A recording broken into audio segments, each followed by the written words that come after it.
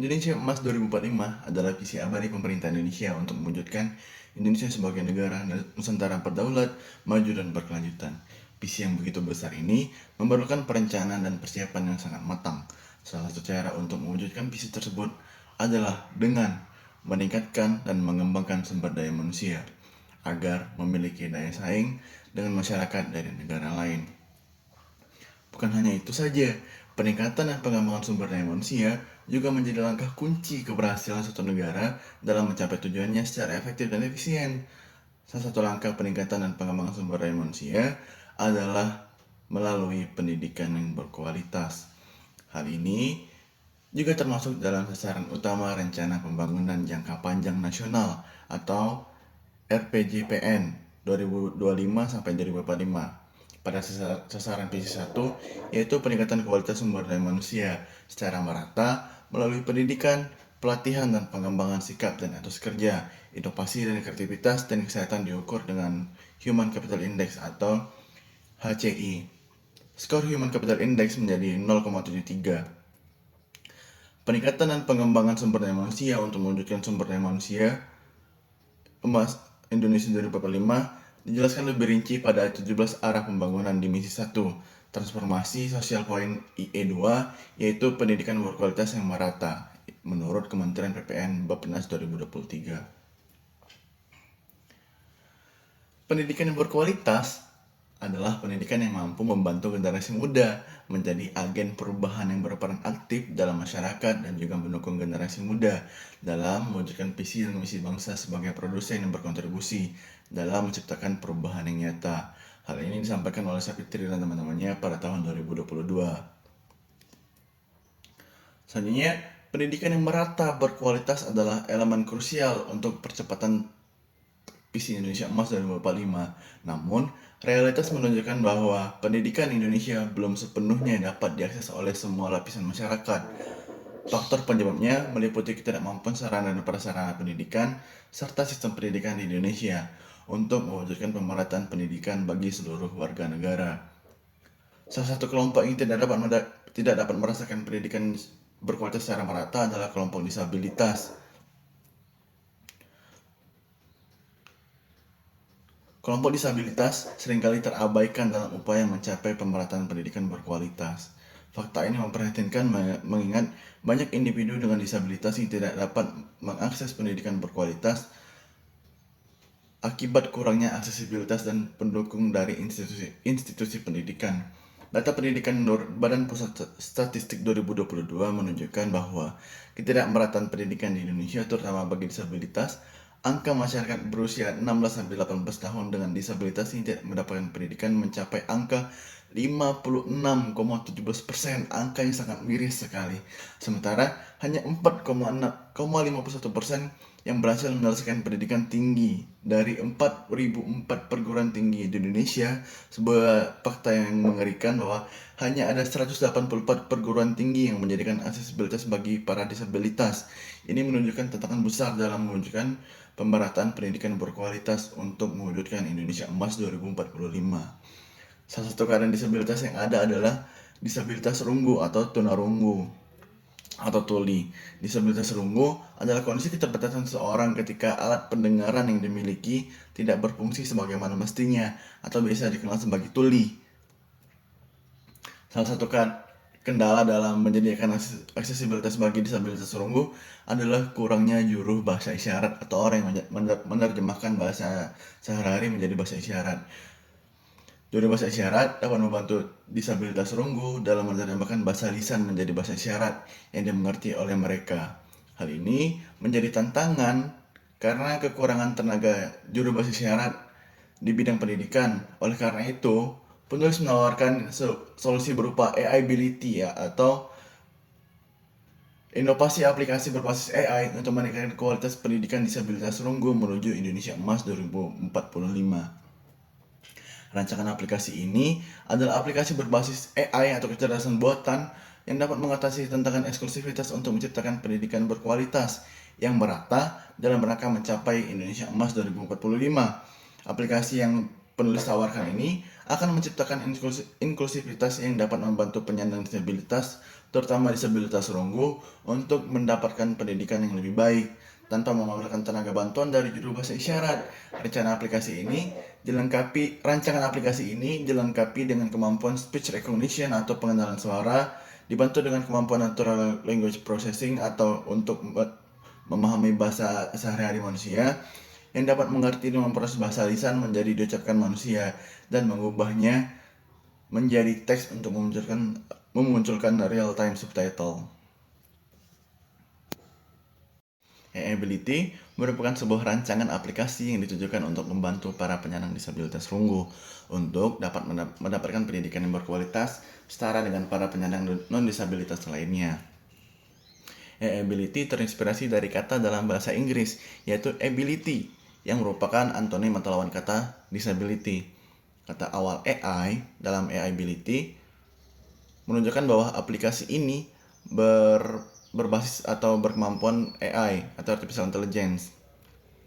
Makna sebenarnya dari nama aplikasi ini adalah menghilangkan batasan-batasan bagi teman-teman disabilitas sehingga bisa menjadi setara dengan masyarakat non-disabilitas lainnya. Aplikasi ini akan memanfaatkan kecerdasan buatan atau artificial intelligence dalam mendukung dan memfasilitasi pembelajaran serta perkembangan para disabilitas runggu, sehingga para penyandang disabilitas runggu dapat meraih potensi mereka secara maksimal. Pada penelitian ini, penulis memanfaatkan 3 kemampuan yang dimiliki oleh artificial intelligence untuk membantu membuat aplikasi ability dalam membantu disabilitas runggu untuk mendapatkan pendidikan yang berkualitas. Yang pertama, kemampuan AI atau artificial intelligence ataupun kecerdasan buatan yang kami manfaatkan untuk membuat aplikasi ability ini adalah speech recognition atau pengenalan suara. Apa itu speech recognition? Speech recognition adalah kemampuan AI yang bisa dikenal juga sebagai automatic speech recognition atau ASR. Adalah sebuah pengenalan suara manusia dengan pola yang terkomputasi. Suara yang telah diterima oleh AI nantinya akan diolah dan diubah menjadi data yang dapat dimengerti oleh komputer. Jadi bahasa yang diterima oleh AI itu nantinya, bahasa yang kita inputkan itu nantinya akan diolah oleh komputer menjadi sebuah data yang dapat dimengerti oleh bahasa komputer. Dan nantinya bahasa yang telah diolah menjadi data ini dan dimengerti oleh komputer ini akan diubah menjadi suara, akan diubah menjadi sebuah teks dengan kemampuan speech to text pada alat seperti gawai, laptop, dan alat-alat lainnya. Kemampuan kedua yang kami gunakan yaitu adalah Natural Language Processing. Apa sih NLP atau Natural Language Processing ini? Adalah sebuah kemampuan AI untuk bisa memproses bahasa alami di bidang kecerdasan yang berhubungan dengan bagaimana komputer memahami dan menggunakan bahasa manusia. Kemampuan NLP ini mengacu pada kemampuan sistem komputer untuk memanipulasi teks dan bahasa manusia dengan cara yang mirip dengan cara manusia memahami dan berkomunikasi dengan menggunakan bahasa yang sehari-hari. Jadi NLP ini digunakan untuk memahami bahasa manusia sehari-hari karena AI memiliki kecerdasan yang dapat memahami hal tersebut.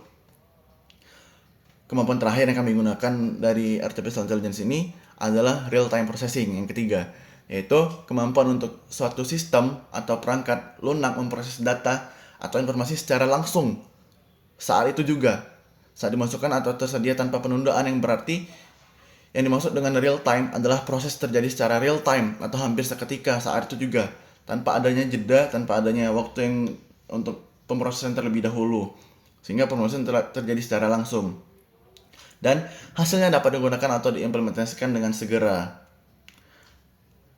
Aplikasi ability dilengkapi dengan integrasi dari 3 kemampuan artificial intelligence yang dapat membantu penyandang disabilitas runggu mendapatkan pendidikan berkualitas dan memperluas pemerataan pendidikan di Indonesia.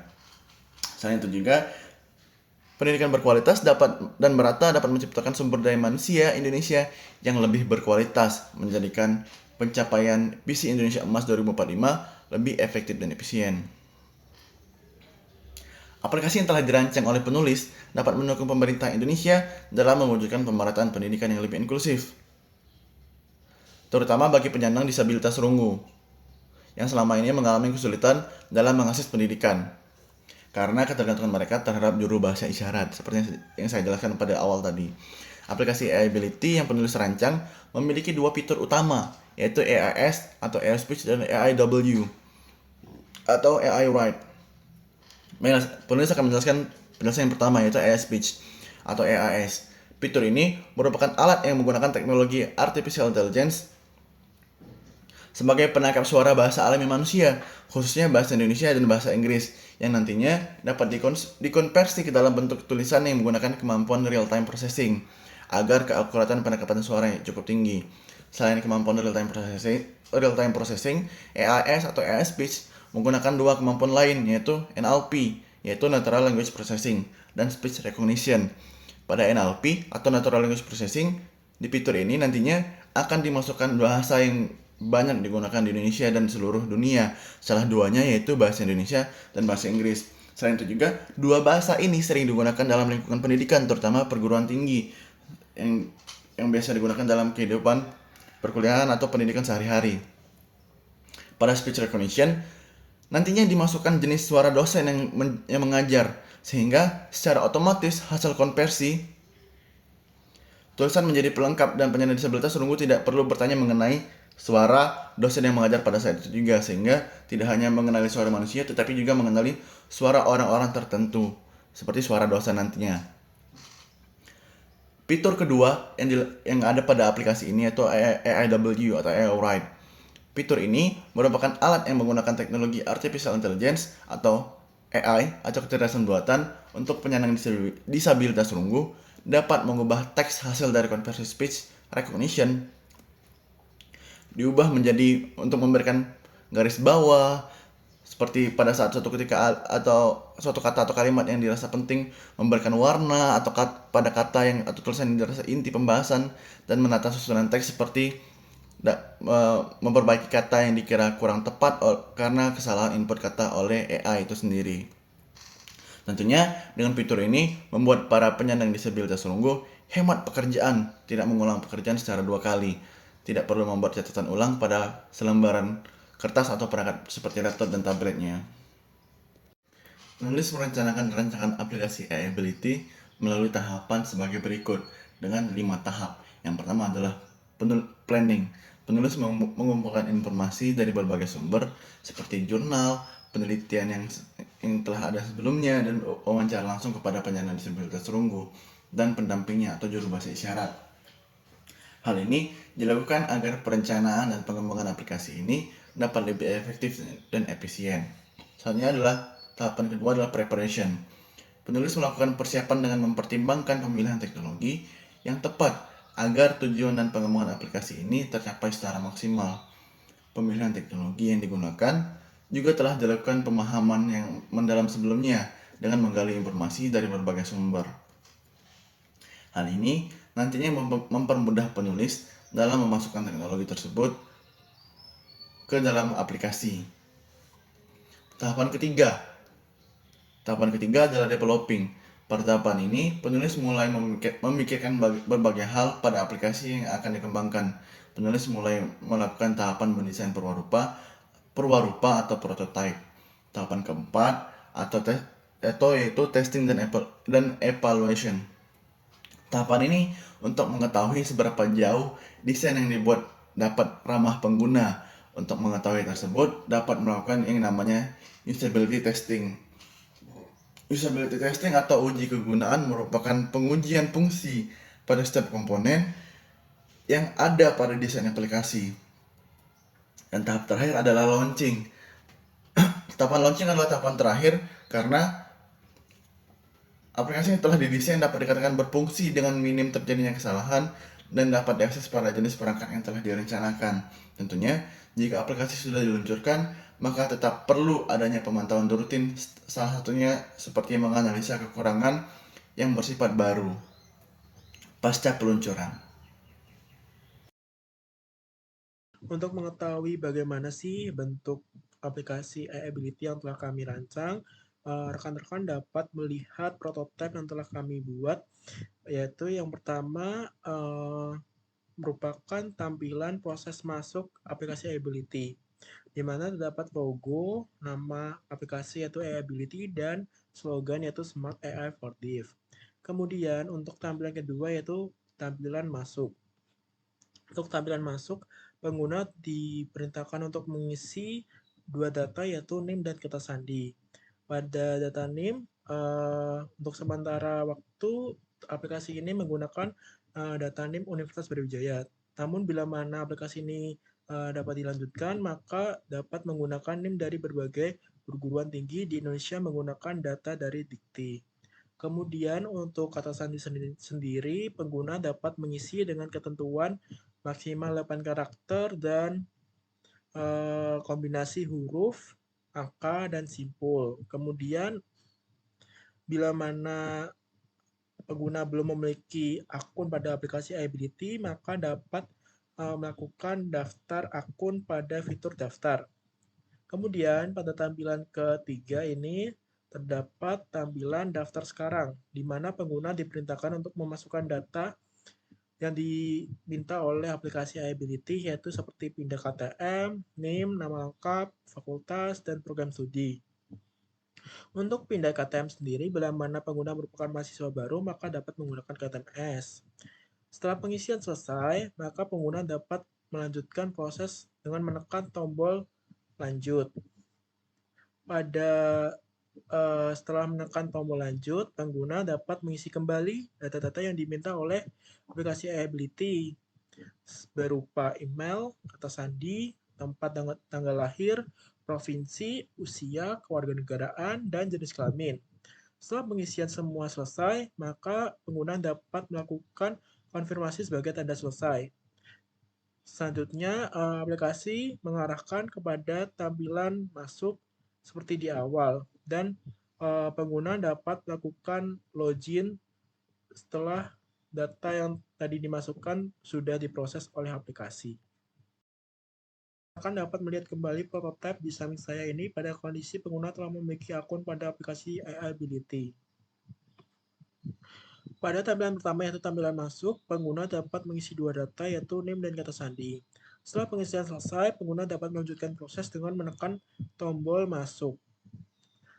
Selanjutnya, aplikasi mengarahkan kepada pengenalan fitur.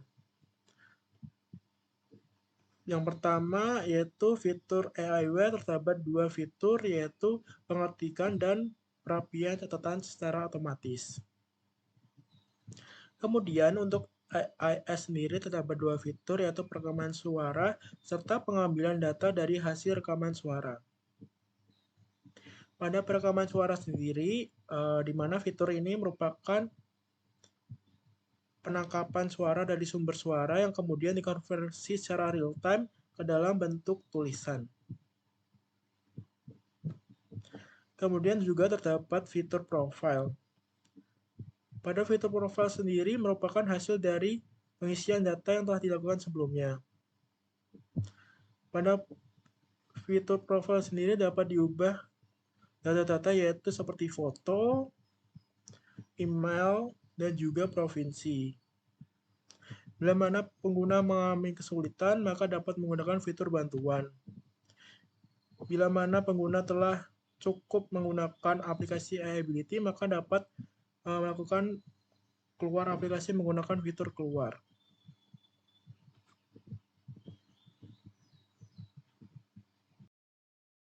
Rekan-rekan di sini pasti pernah mengalami salah kata sandi karena lupa kata sandi.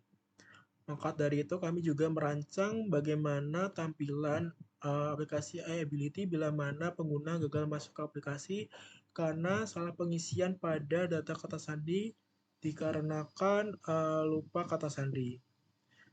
Di mana pada tampilan pertama yaitu tampilan masuk, pengguna memasukkan data seperti biasa yaitu data NIM dan kata sandi. Namun setelah proses dilanjutkan, terdapat notifikasi dari aplikasi bahwa kata sandi tidak valid dan diarahkan untuk mencoba kembali. Kemudian pengguna dapat menggunakan fitur lupa kata sandi untuk melakukan reset kata sandi. Pada tampilan ketiga ini terdapat tampilan reset kata sandi di mana pengguna diperintahkan untuk memasukkan email yang telah didaftarkan pada saat registrasi akun. Kemudian pengguna dapat melanjutkan proses dengan menekan tombol lanjut.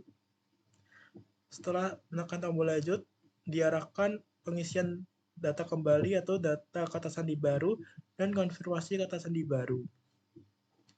Setelah pengisian selesai, maka pengguna dapat menekan reset kata sandi sebagai tanda selesai. Selanjutnya, aplikasi mengarahkan ke tampilan masuk kembali dan terdapat notifikasi bahwa kata sandi berhasil diperbarui. Selanjutnya, pengguna dapat mengisi kembali dua data tersebut, yaitu NIM dan kata sandi. Dan pengguna dapat memasuki aplikasi kembali dengan kata sandi yang baru.